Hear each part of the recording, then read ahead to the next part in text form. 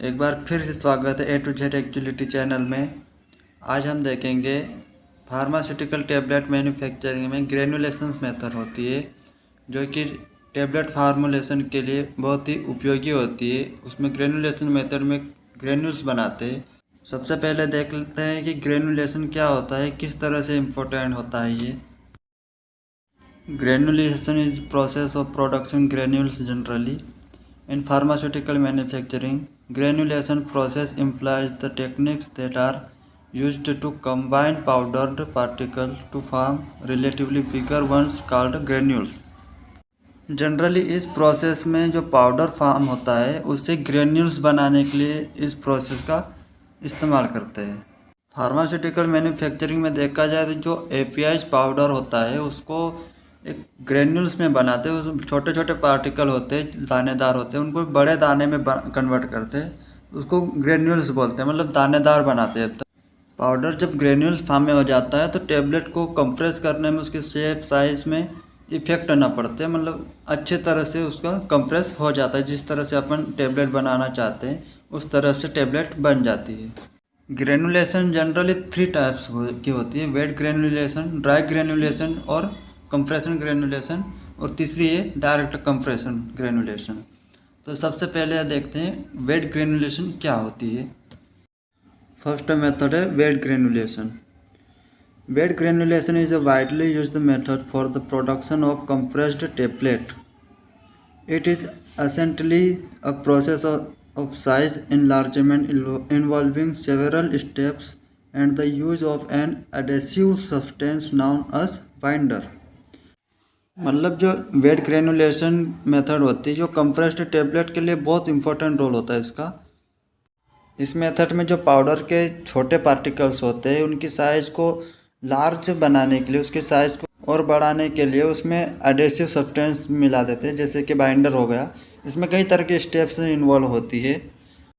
The granules produced using this method of granulation has a greater probability of meeting all the physical requirement for the tablet formulation.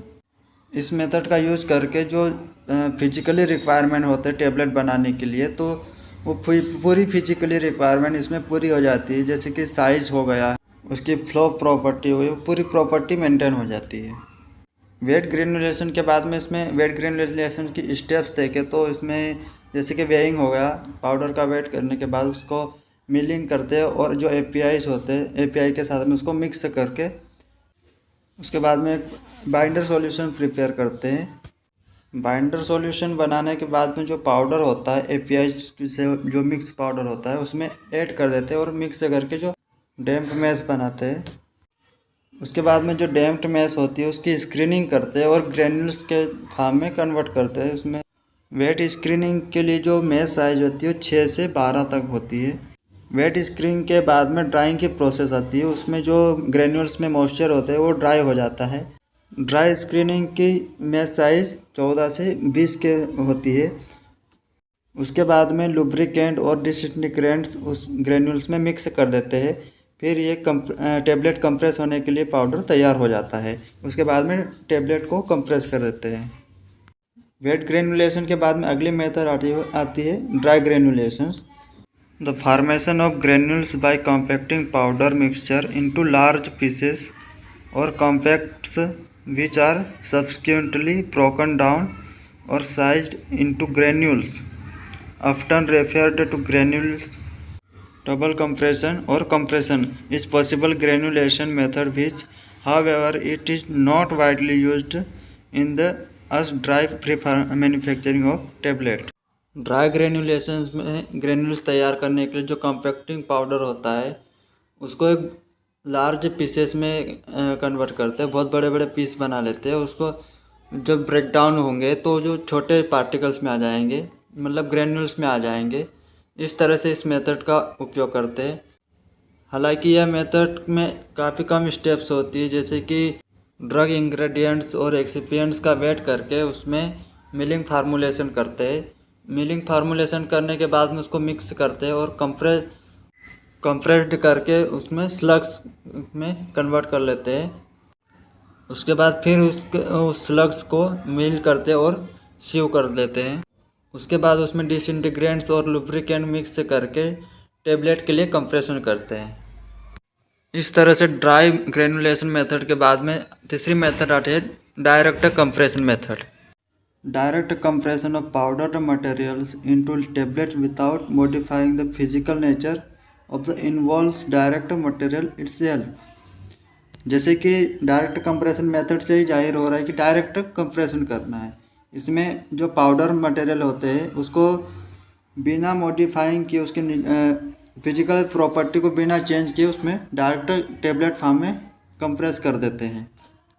Direct compression avoid many of the problems associated with wet और dry granulation.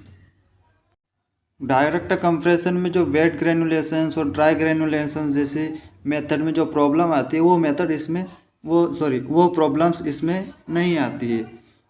Direct compression की जो tablet formulation होती है उसमें दो fundamental issue होते हैं जिससे कि सक्सेसफुली एप्लीकेशन देते हैं। इसमें दो है, पहला है the availability of suitable excipients. अगर सूटेबल एक्सिपिएंट्स होगा तो डायरेक्ट कंप्रेशन करके टेबलेट फॉर्म कर सकते हैं। और दूसरा है अवेबिलिटी ऑफ सूटेबल मशीनरी। अगर मशीनरी सूटेबल होगी तो डायरेक्ट कंप्रेशन करके डायरेक्ट टेबलेट फॉर्म में कन्वर्ट कर सकते हैं। डायरेक्ट कंप्रेशन मेथड में जो स्टेप्स होती है उसमें से देखते हैं तो एक मिलिंग होती है। उसमें जो थेरेपेटिक एजेंट होता है, एक्सिपिएंट्स होते हैं, उनका मिलिंग करेंगे। उसके बाद में मिल करके उसमें जो पाउडर होते हैं, डिसइंटीग्रेंट्स होते हैं, लुब्रिकेंट्स होते हैं, उनको मिक्स कर देंगे और उसके बाद में कंप्रेस्ड कर देंगे, टेबलेट फॉर्म कर लेंगे। इस तरह इस वीडियो में हमने देखा कि टेबलेट मैन्युफैक्चरिंग में ग्रेनुलेशन क्या होता है और ग्रेनुलेशन की मेथड पहली। अगर यह वीडियो आपको अच्छा लगा हो तो प्लीज़ लाइक करने के साथ में और सब्सक्राइब भी कीजिए और अपने दोस्तों के साथ शेयर ज़रूर कीजिए। Thank you.